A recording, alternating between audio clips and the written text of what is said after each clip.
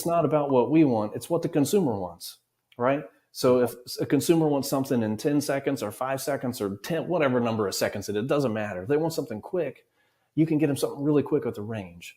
And then the people who want to spend a little bit more time and go down in there and answer more questions, they're motivated. They're self-selecting into that process. You're giving them that option to go further. They want that single price offer.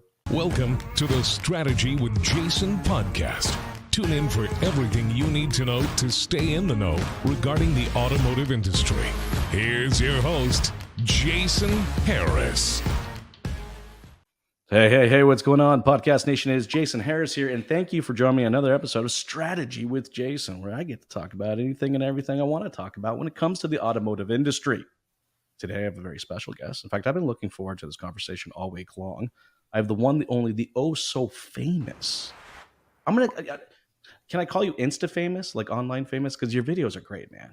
Oh, thank you. I'll take any descriptor you want to throw on there. All right, there we go. We're going to call him Insta famous. One and only Mr. Matthew Davis, CMO of Trade Pending. Matthew, what's up, man? How you doing?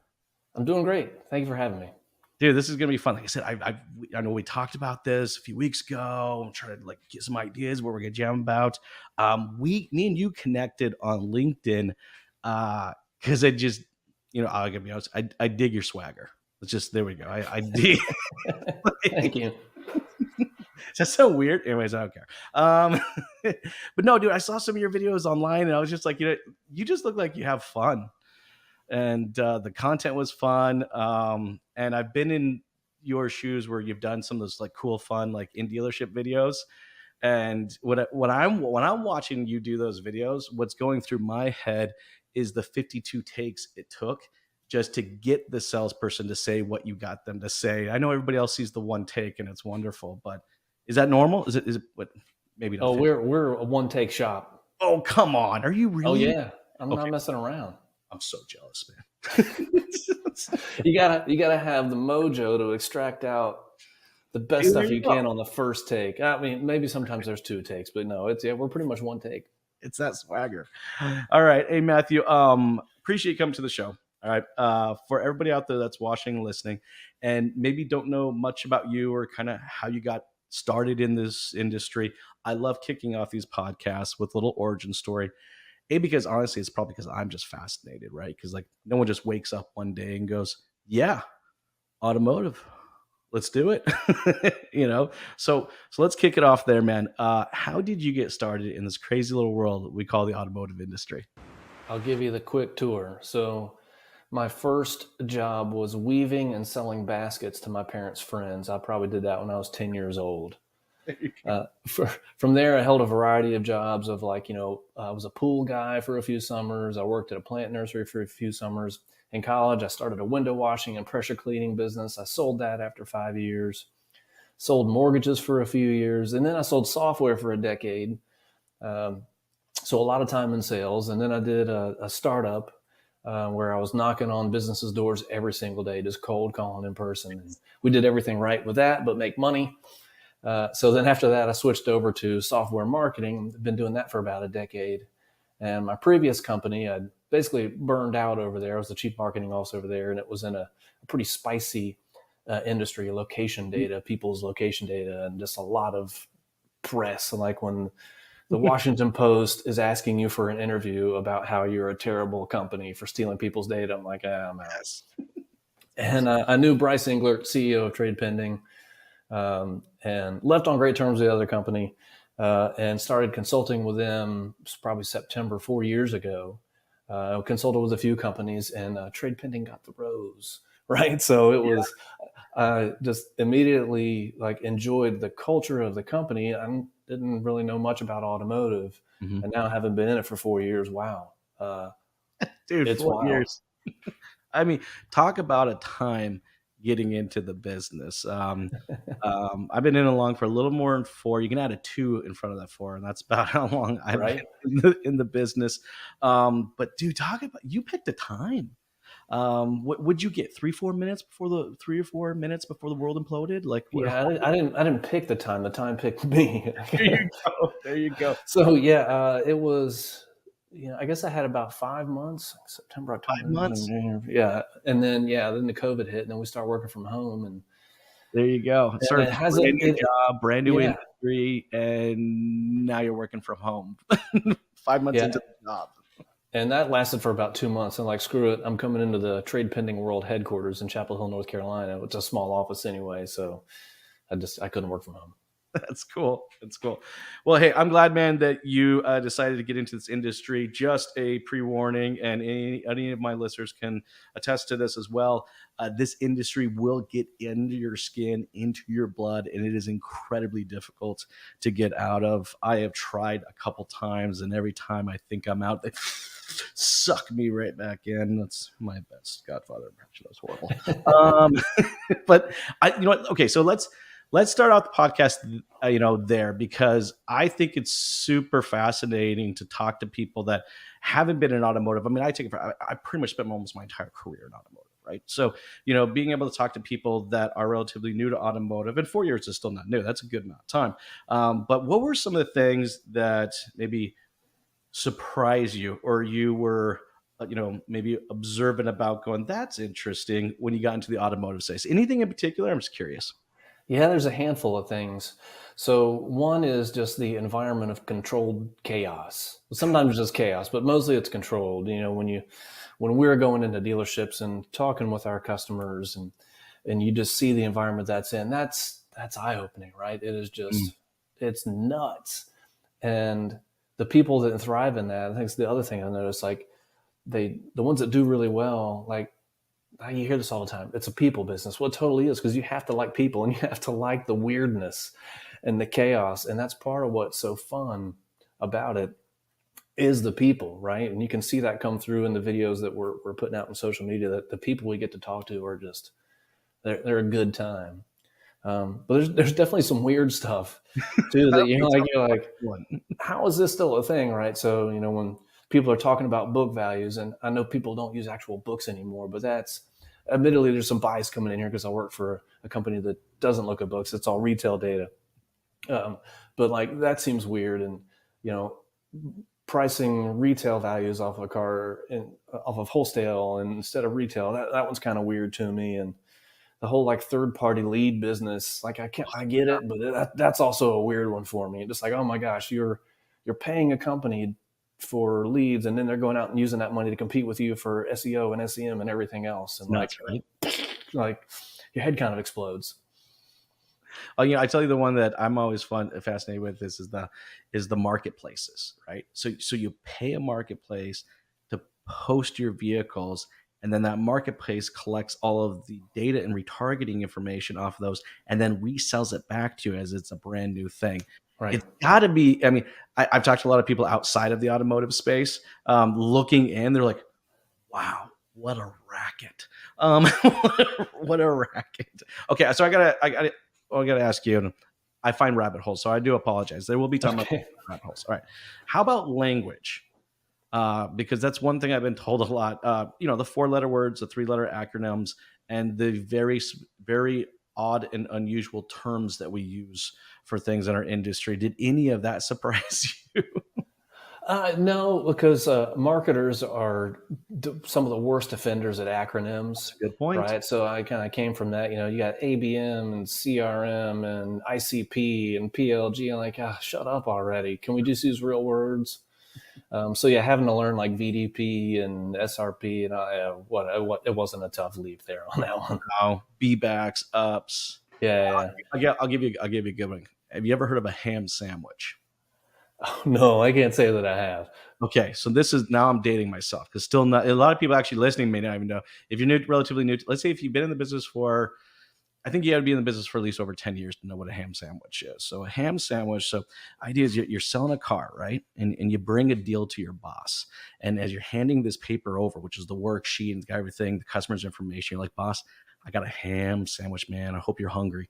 And really what it means is this deal has got so much profitability, and it's just like stuff falling out everywhere, right? And it's just like, are you hungry, boss? I got one for you.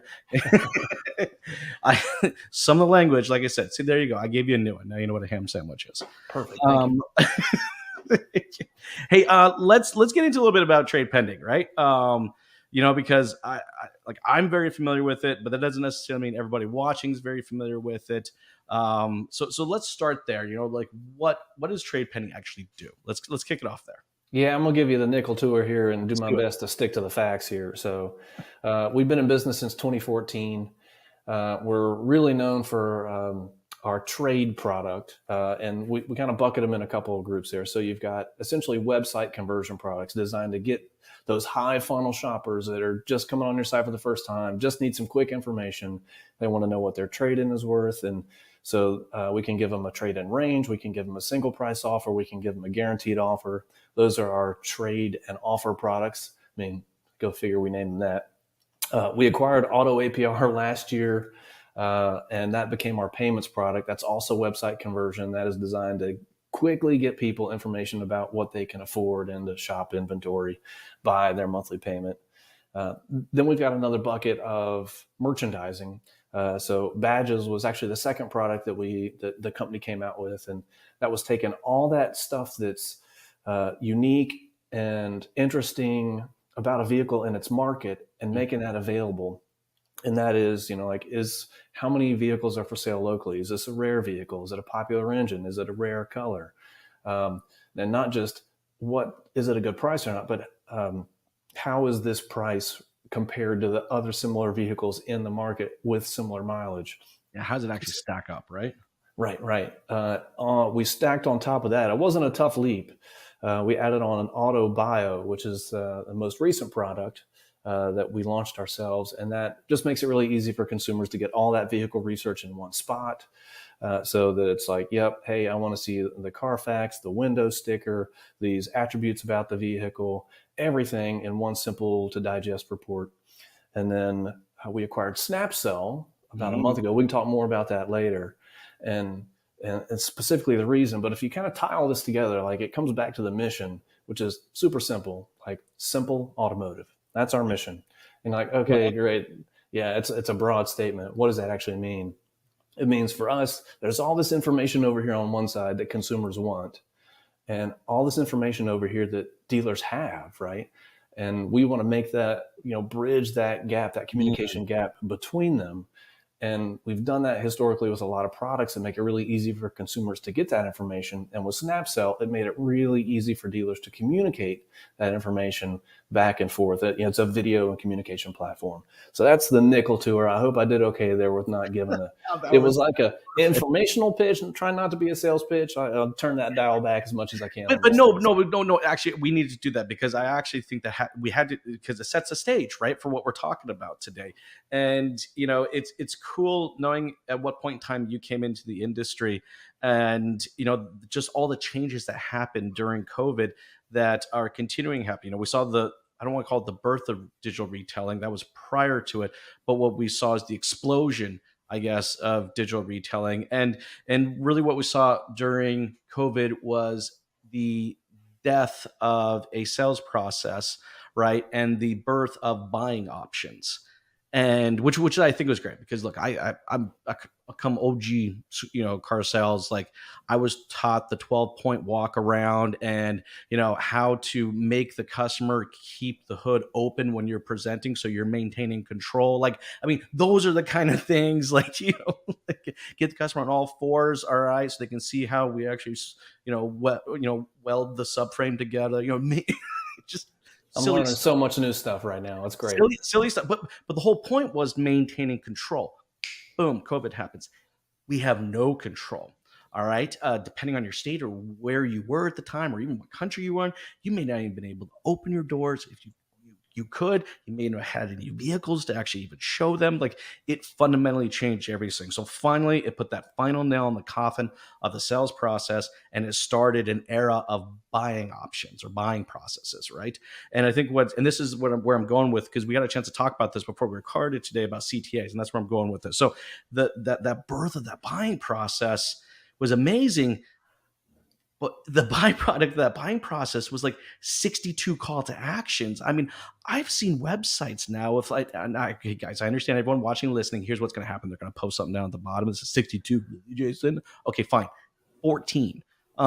You have everything, man, from buy, see if it's in stock, financing, get pre-approved, get totally approved, get, there's 14 different call to actions now. And it's silly. I'm not saying silly, but hey, I want to get your thoughts and opinions on this. I think you coined it the CTA wars when we were talking, which I think is Yeah.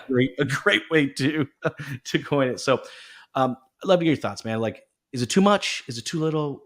How do we fix this? It's another one of these weird oddities of automotive. Yeah, it's too much. And you're right. The context of the pandemic, right? The importance of the online showroom, like, we have to make everything work online. And then you've got dealers saying, yeah, we got to cut budgets because no one's coming in to buy cars, like right at the beginning.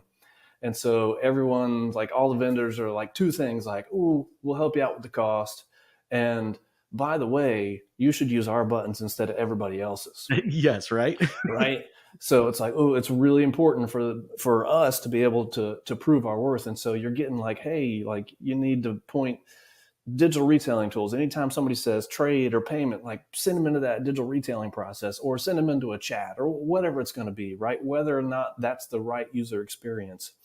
And then you've got dealers essentially caught in the middle, like after a few months, like, hey, we're selling cars again. Like, what the hell is going on? Why is one rep from this company telling me to put this button on, the other rep saying something else? And I don't have any clue what's going on. This is how you end up with the 36 buttons on the website. Plus pop-ups. Come on, Matthew, you have to admit, coming from an outsider coming into the automotive, did you know that the pop-up was still a thing? Yeah, that's a tough one, man. And like when you have to like X out 3 different things to it's literally right? You have a pop-up offer, it's tough. And this little credit widget comes out of nowhere and asks you want to get approved, and then this little young lady pops up out of the right corner and says, do you want to talk? Like, dude, it's full on overload. So it is. And I honestly, I don't think much of the industry is actually probably going to disagree with this. That's actually pretty cool. Most of the times when I'm saying something, I usually get a fair amount of people to disagree, but I don't think many people are going to disagree that there's just too much out there. So I would love to kind of get your thoughts on what it should be. And again, no wrong or right answer, but I'm curious.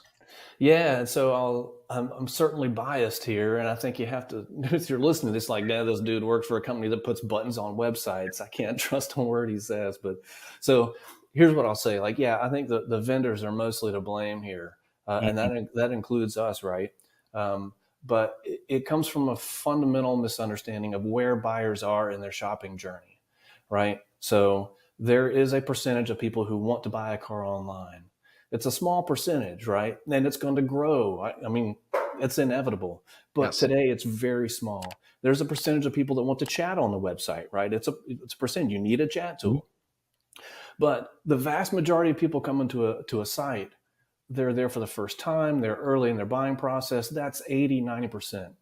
And so the way that we start to de-escalate the CTA wars is a lot on the vendor part, to be responsible in their consultation and their advice to their dealers, and to say like, yeah, hey, if you want to send somebody into a chat, call it a chat. If you want to send somebody into a process to buy a car online or build a deal, call the button that. But don't take somebody and say, hey, get your trade value in 10 seconds and then launch them into a 15-minute process. It kills your website performance. It kills your lead flow. And then all that money you were spending to drive traffic to your website, you're just crushing your return on ad spend because those people are abandoning it.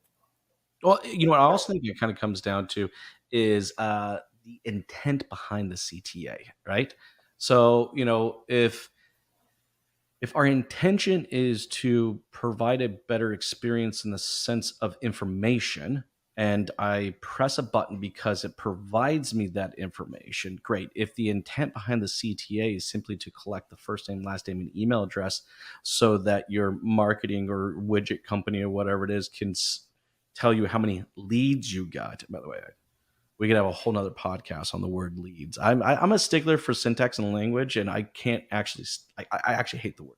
Yeah, marketers will get riled up about what you call a lead these days, man. We need to settle down. Well, and I think we look at these CTAs. It's like, what is the purpose behind that button? Is that That's right? Is that purpose? Is it selfish?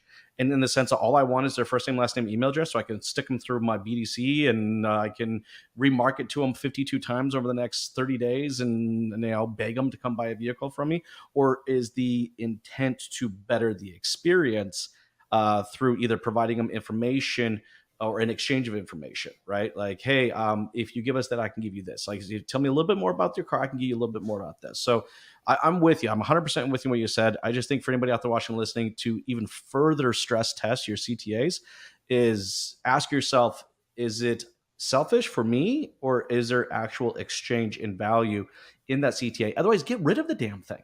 Just get rid of it. I'll give you a funny one. So the CTA wars for me started in 2009. All right. And there was a website provider, and I won't say their name, but everybody knows who it is they came out with this magical button. It was called ePrice. Oh, yeah. Whoa, oh man, this was revolutionary. All right. And, and I think from that point, every other CTA that's kind of been built off has kind of been chasing that same kind of thing. Right. So you had this ePrice. Guess what? There was never an ePrice ever.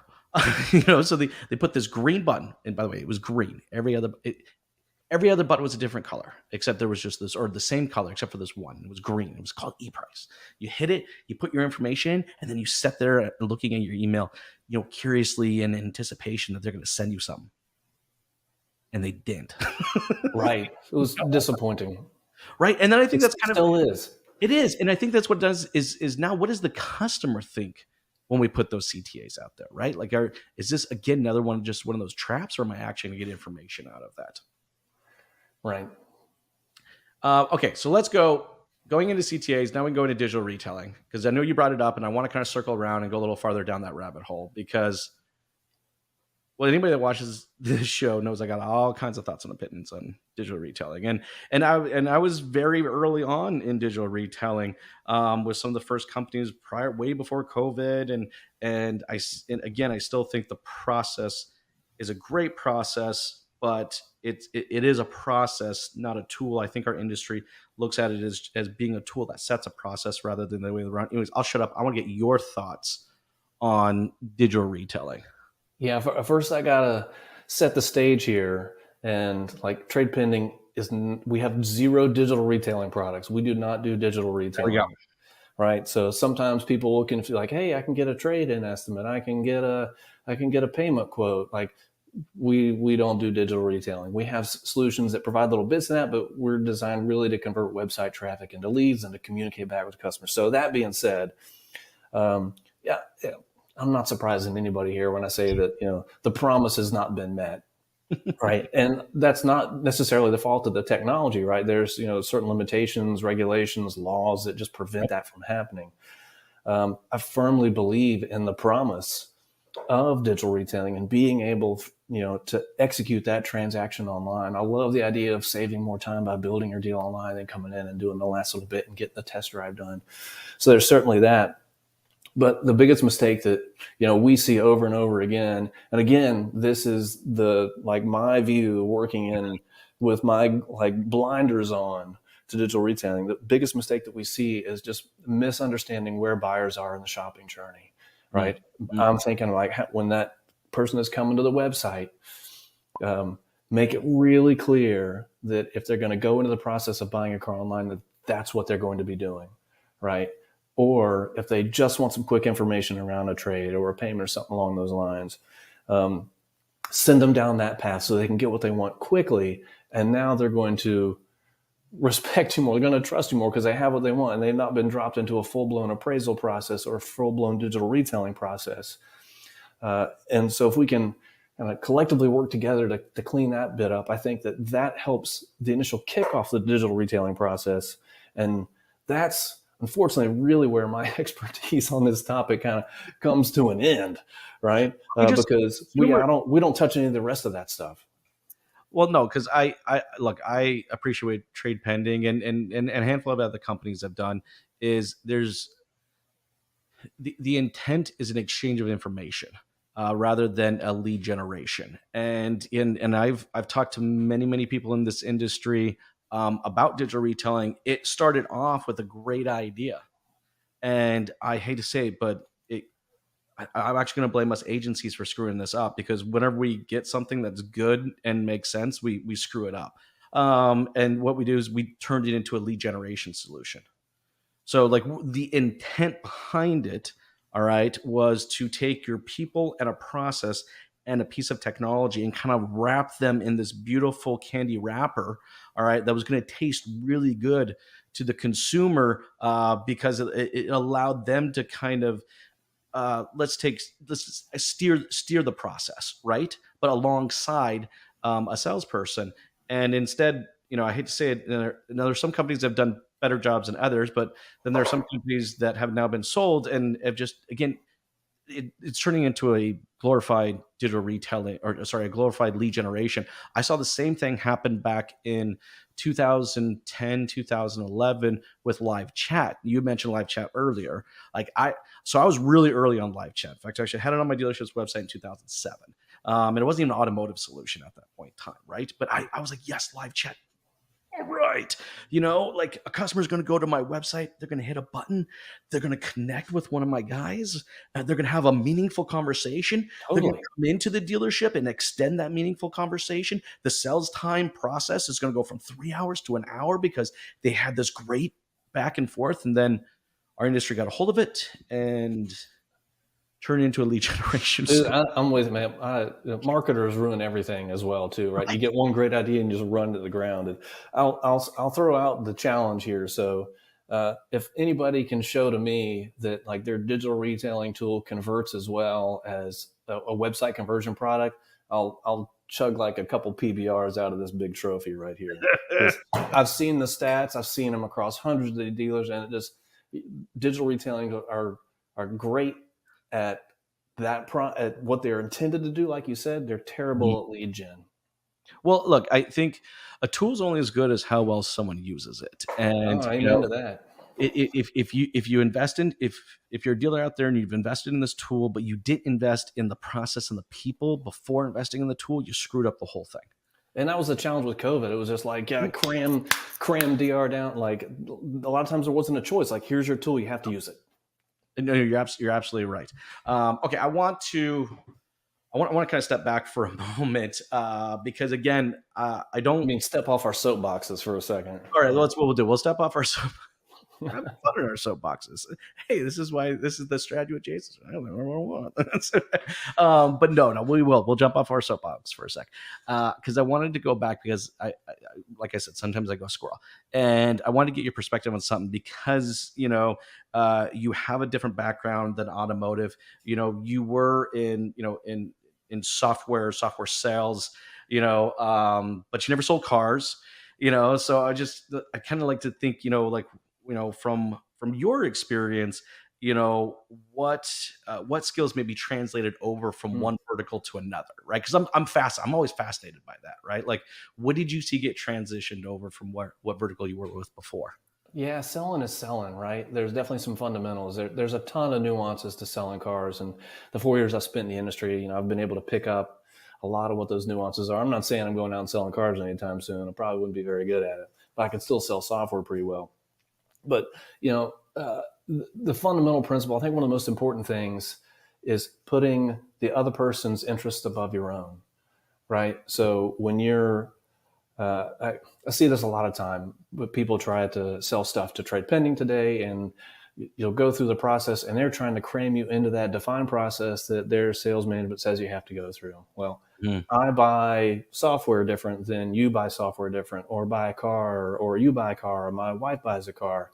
So being able to be empathetic to that person and where they're coming from, that's just a universal with selling. That's an easy one right off the start. Mm-hmm. Well, okay. So now, since I got you on here, there was one thing I was kind of thinking as you were talking there, and I appreciate the fact that does kind of transition over, right? And I hate to say it, I think there are ways that our industry is in some cases ahead of the curve, but I think unfortunately in many very much so behind it.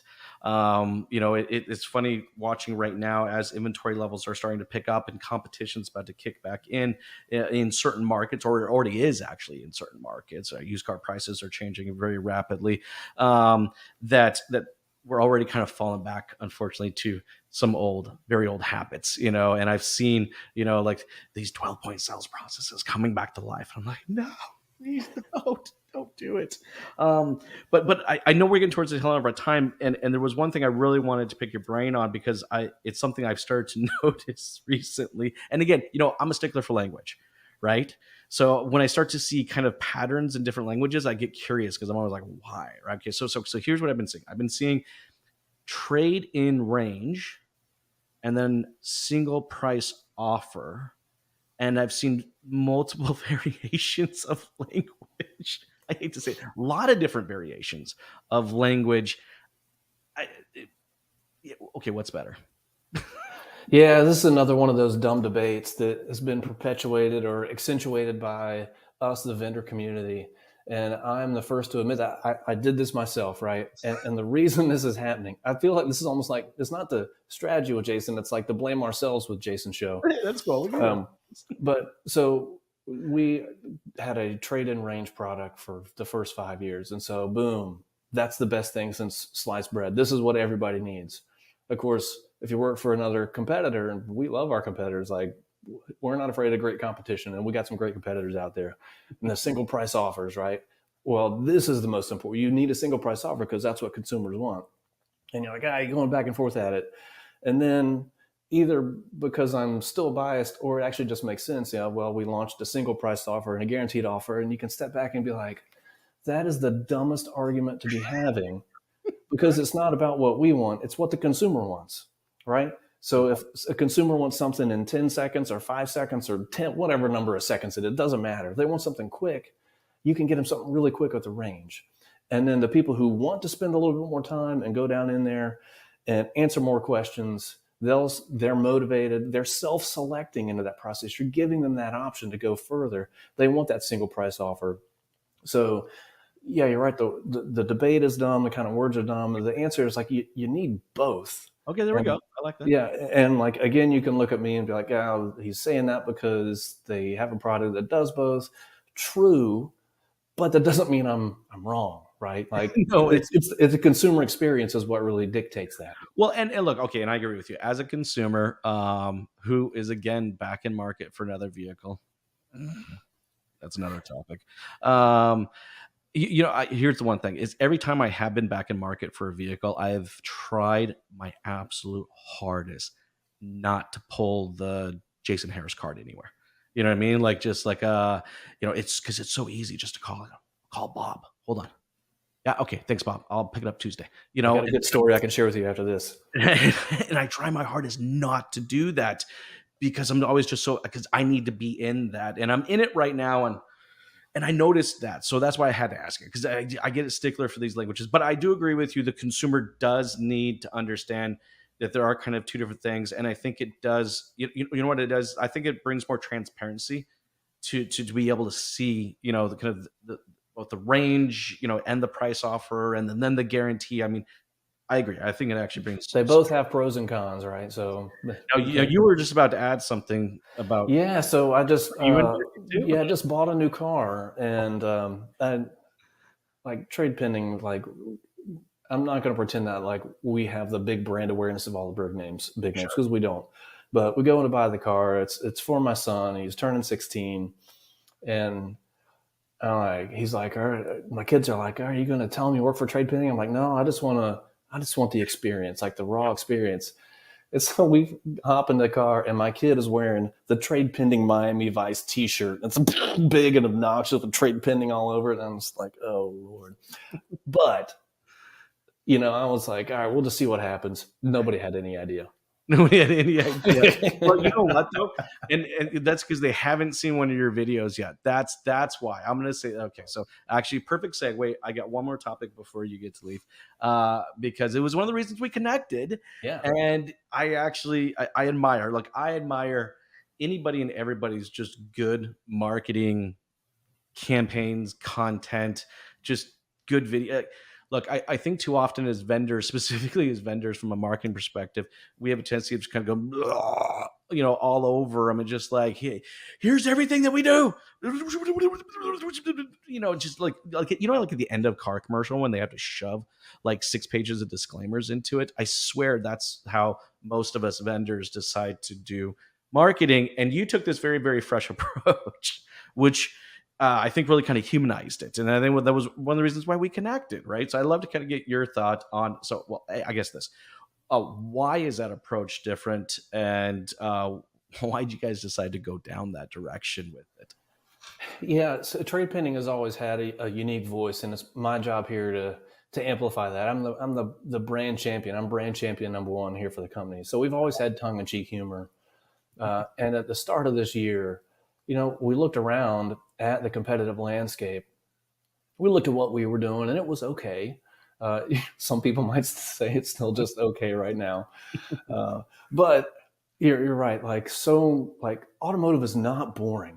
No, It's not. wild. It's freaking crazy. The people who work in it are characters, right? It's a Yes. good time. And yet everything that you see from the vendor side is boring. It's corporate. It's bland. I think the realization came for me was like everyone markets like everyone is in the buying cycle right now. And like maybe 5% of people are swapping solutions out at any given time. So how do you appeal to those people that are not buying right now? What does that 95% of the market want to see? They do not give a rat's ass about our features and benefits. They don't even know who we are. That's true. So we have to go out and build that brand, take that voice that we've already had and amplify it. And so that's why you see us doing things like, Miami Vice t-shirt giveaways and throwing our mascot off a 5-story parking deck. It's a wobbly bird. It's not a real animal or anything like that. That's why we're hosting the Unreal Awards, like give us your craziest trade-in stories. That is why we're going into dealerships and asking the sales reps, like, what kind of shoes are you wearing? Right? Because they're on their feet all day, right? Yeah, why not?